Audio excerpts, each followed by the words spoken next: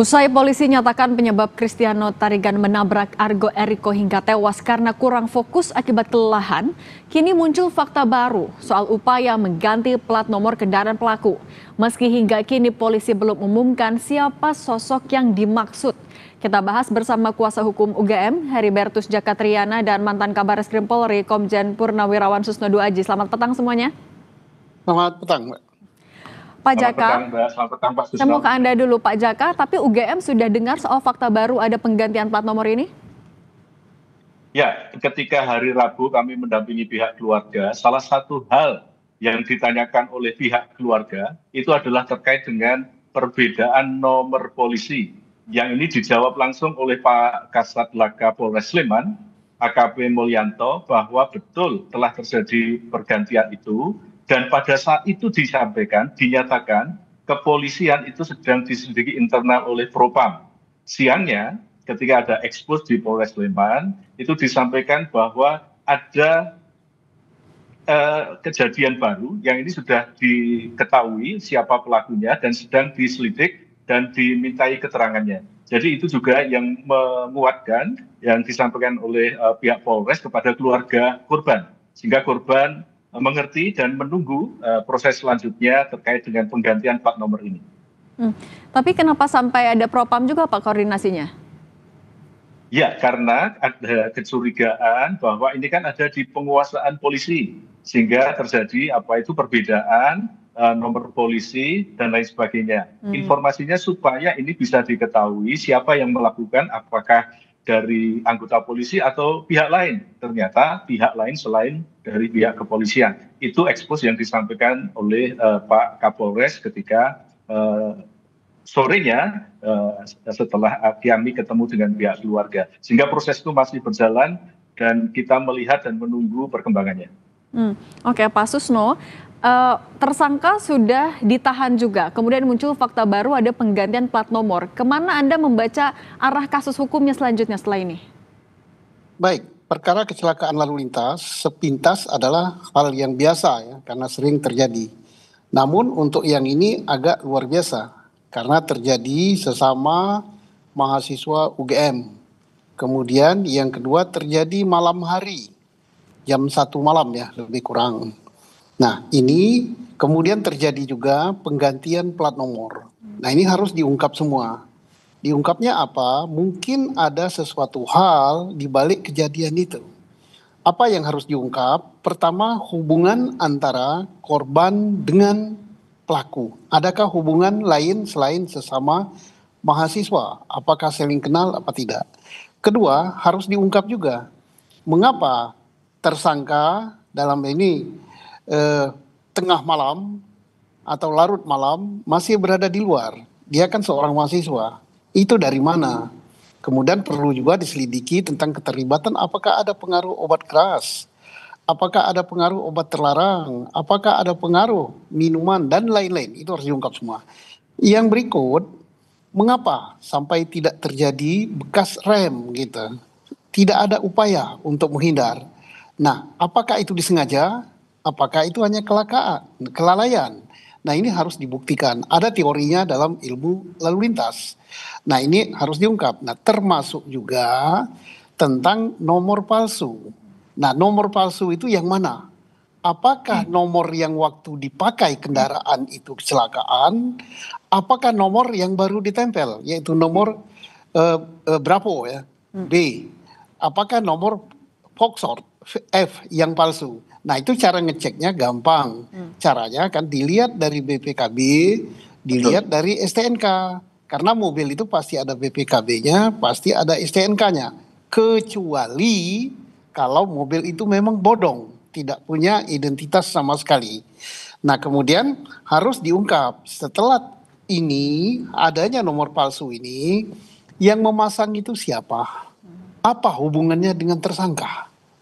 Dan tujuannya untuk apa? Gitu. Ini kan akan mengungkap misteri-misteri yang belum terjawab. Nah kemudian saya pribadi ikut berduka cita kepada keluarga atas meninggalnya saudara korban, yaitu saudara Argo ya, Argo Eriko, turut berduka cita yang mendalam, semoga arwah diterima sisi Allah. Amin. Kemudian saya sangat menghargai bahwa upaya apapun juga sangat dimaklumi, tetapi proses hukum berjalan. Oke, Pak Pak Susno, Susno, tapi bisa saya tambahi? oke, boleh silakan Pak. Begini Pak Susno, betul apa yang disampaikan Pak Susno, betul apa yang menjadi concern kita ketika kami mendampingi di hari terakhir, itu ada satu hal yang menjadi hak korban, keluarga korban sebagai ahli waris, yaitu terkait dengan klaim jasa raharja. Ya, nah klaim jasa raharja itu bisa diklaim dan diberikan hak kepada korban ahli waris ketika alat yang dipakai, kendaraan yang dipakai itu sama-sama satu asli. Mohon maaf Pak Susno, nanti tolong saya dibenarkan. Nomornya sama, dalam artian ada nomor polisi, STNK, BPKB, mobil dan juga motornya itu sama. Sehingga pihak jasa raharja kemarin itu langsung mengeksekusi melaksanakan pemenuhan hak-hak dari almarhum, sehingga yang kami rasakan kemarin yang dipakai itu adalah yang B sekian sekian sekian, sehingga hak-hak korban itu terpenuhi. Perkara pada saat kejadian itu nomornya F, nah ini kami percayakan penyelidikan dan juga pengungkapan ini menjadi wewenang kepolisian untuk meng-cross check hal ini. Oke, Pak Susno, saya juga mau tanya nih, menyambung. Kalau ada perubahan plat nomor di mobil yang menjadi alat bukti kecelakaan, biasanya perubahan plat nomor itu dilakukan oleh pihak yang terkait dengan pelaku, atau justru bisa jadi ada pihak-pihak lain juga yang harus diperiksa? Nah, itu pasti terkait dengan pelaku ya. Pelaku dalam hal ini adalah pengendara pada waktu saat kecelakaan. Atau ada orang lain yang memang berkepentingan dengan perkara ini. Jadi buat apa dia mengganti itu kalau plat nomornya pada waktu kejadian adalah asli. Atau sebelum peristiwa kecelakaan ada peristiwa lain yang terjadi gitu. Tapi bukan kecelakaan ya. Ada peristiwa pidana lain yang terjadi. Nah inilah yang harus diungkap oleh Polres Sleman. Tentunya polisi lalu lintas menyelidiki masalah murni kecelakaan ANSE-nya. Di balik kecelakaan apakah ada peristiwa pidana lain seperti minuman keras, kemudian narkoba, atau ada kesengajaan untuk menabrak. Nah ini yang harus diungkap oleh reserse. Ini. Nah, kemudian satu lagi tadi sangat menarik informasi Pak Jaka. Jadi syukur ya kalau asuransinya sudah keluar, dan saya harap pihak asuransi harus memikirkan korban gitu. Korban sudah terjadi tentang adanya perubahan nomor dan sebagainya, jangan membatalkan masalah asuransi itu. Itu harus dibebankan kalau terjadi sesuatu kesalahan, bebankan para pengemudi, jangan menghilangkan hak-hak dari korban. Oke, Pak Jaka. Yang sudah kita lakukan dan kita bantu. Oke, Pak Jaka juga ketika terakhir bertemu dengan keluarga atau kuasa hukum dari pelaku, sudah menanyakan langsung juga soal pergantian nomor plat ini artinya ya? Kami sudah bertanya kepada pihak Polres, dalam ini Pak Kasat Laka, dan dijawab dalam proses penyelidikan dan pengungkapan fakta. Sehingga apapun yang sudah disampaikan dan ditindaklanjuti dengan ekspos dan juga pemeriksaan saksi yang sudah diperoleh, itu kami tunggu untuk proses selanjutnya. Kami sangat menghormati proses-proses pengungkapan ini. Tapi artinya kalau ke pelaku atau pihak dari pelaku belum ada pernyataan itu, Pak? Belum. Oke. Kalau untuk status kemahasiswaan dari pelaku saat ini bagaimana, Pak? Itu untuk sementara kemarin dari pihak Fakultas Ekonomika dan Bisnis itu menonaktifkan sementara status kemahasiswaan pelaku dengan maksud supaya pelaku bisa berkonsentrasi untuk menghadapi permasalahan hukumnya supaya juga fair, objektif, dan juga berjalan sesuai dengan koridor hukum yang berlaku. Oke, Pak Susno, polisi sudah memeriksa 3 orang pelaku yang diduga mengganti plat nomor itu, tapi statusnya masih saksi. Apakah sebenarnya ketiganya bisa jadi tersangka? Apa yang masih membuat polisi belum ada yang dijadikan tersangka dalam kasus ini? Apa sih kendalanya sebenarnya? Saya kira tidak perlu berlama-lama ya, dan tidak perlu dirahasiakan itu namanya. Kenapa? Karena itu penyelidikan dengan terbuka kepada publik ya, apalagi ini masih dalam tahap kecelakaan lalu lintas, menyebabkan polisi akan mendapat masukan banyak dari pihak luar gitu. Siapa tahu ada hal-hal yang tidak diketahui oleh lalu lintas Polres Sleman dengan dibuka kepada publik siapa yang memasang plat nomor palsu atau yang diduga palsu atau yang mengganti plat nomor itu. Nanti kan sekarang zamannya zaman medsos, zamannya IT, gampang sekali informasi itu tersebar ke seluruh Indonesia bahkan dunia. Nanti masukan akan sudah sampai ke Polri. Oh, orang itu backgroundnya ini. Oh, itu dia adalah pelaku ini. Oh, dia ini. Ini akan semakin terungkap gitu. Tidak perlu ditutup-tutupi. Oke, Pak Jaka, kalau dari pihak keluarga korban, apa tuntutannya kepada polisi agar kasus ini juga bisa segera dibuka secara terang-terangnya? Jelas tuntutannya adalah perkara ini harus dibuka seobjektif mungkin, seproporsional mungkin, supaya keadilan, kemanfaatan, dan juga kejelasan faktual atas sebab dan akibat itu menjadi sesuatu yang sangat objektif, sehingga keadilan itu betul-betul dirasakan oleh baik korban, keluarganya, dan juga kepada pelaku.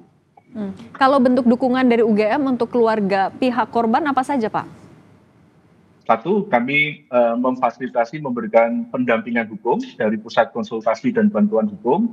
Kami sudah menyerahkan kepada advokat mitra kami, 3 orang sudah membantu pendampingan. Bahkan sampai hari ini kami terus melakukan hal-hal yang sifatnya itu adalah teknis. Misalnya kami sekarang, barusan saya pulang, tadi ketika di kontak Kompas TV, kami mengemasi barang-barang korban di tempat kos yang akan kami kirimkan ke rumah Ibunda di Depok, Jawa Barat, dan kami terus akan berkoordinasi untuk memberikan hal-hal pendampingan hukum terbaik kepada ibu korban dan juga keluarganya. Fakultas Hukum berkomitmen untuk membantu ini sampai selesai proses hukum yang bersangkutan. Tapi kalau dari keluarga korban, apakah menyampaikan juga ke UGM? Sebenarnya apa pandangan keluarga terhadap proses hukum yang saat ini berjalan? Pandangannya adalah kemarin ketika kami bertemu ada banyak hal yang ingin diklarifikasi dan dikonfirmasi, dan itu sudah dilakukan. Keluarga pada intinya mengerti, memahami, dan sangat menghormati proses hukum yang berjalan, dan dengan harapan semoga kasus ini bisa terungkap secara objektif, fair, dan juga sesuai dengan keadilan untuk korban dan keluarganya. Kalau dari pihak keluarga dengan pihak pelaku sudah ada komunikasi juga secara langsung, Pak? Secara langsung kemarin ketika akan kembali keluar dari PKBH, pihak keluarga ingin bersilaturahmi dan memohon maaf, meminta maaf terkait dengan kejadian ini sebagai sebuah itikat baik yang sangat diapresiasi oleh pihak keluarga korban. Namun demikian, ibunda korban kita bisa memahami situasi psikologisnya belum stabil, belum mampu, sehingga harus kita hormati dan kita jadikan ini sebagai sebuah momentum untuk cooling down terlebih dahulu. Semoga kelak di suatu saat permohonan maaf ketemu ini akan menjadi hal yang niscaya bisa dilakukan dari sisi kemanusiaan dari kejadian ini tanpa memindahkan mengesampingkan proses hukum yang sedang berjalan. Pak Jaka, juga ketika kemarin hari Rabu ya bertemu dengan polisi untuk identitas 3 orang yang mengganti plat nomor ini, apakah disampaikan secara gamblang identitasnya? Oh tidak, belum. Karena pada waktu itu kan pagi sampai siang kami bertanya terkait dengan penggantian itu dan dijawab bahwa sedang dilakukan upaya penyelidikan oleh internal di Polri, oleh Propam, dan juga rentetan itu kan lihat dan dinilai, sehingga pada waktu itu baru siangnya ketika kami selesai mendampingi ada rilis dari Polres Sleman. Jadi proses ini sedang berlangsung, kita tunggu dan kita sangat menghormati proses pengungkapan ini. Oke, Pak Susno, dengan adanya fakta baru ini penggantian plat nomor, apakah ini akan menjadi kasus baru atau bisa menjadi pemberat juga untuk pelaku?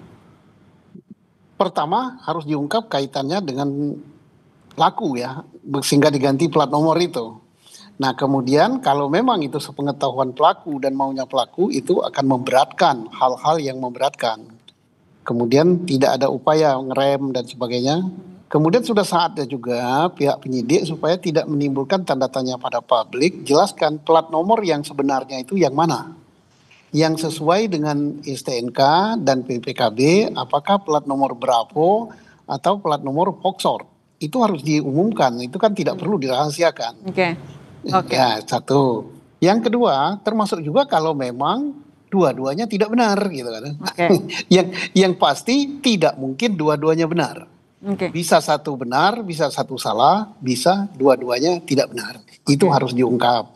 Dan kasus ini apapun tadi kan ada upaya dari pihak tersangka untuk misalnya minta maaf dan sebagainya. Ya tidak masalah, tetapi jangan meniadakan proses hukum. Karena oke. ini jelas, ini pidana ya. Pidana itu tidak ada kata maaf gitu. Oke, tetap harus dilanjutkan secara objektif. Terima kasih Ya. Pak Susno dan juga Pak Jaka sudah berbagi di Kompas Petang. Sehat selalu semuanya. Pak Ya, Jaka, selalu. selamat sore.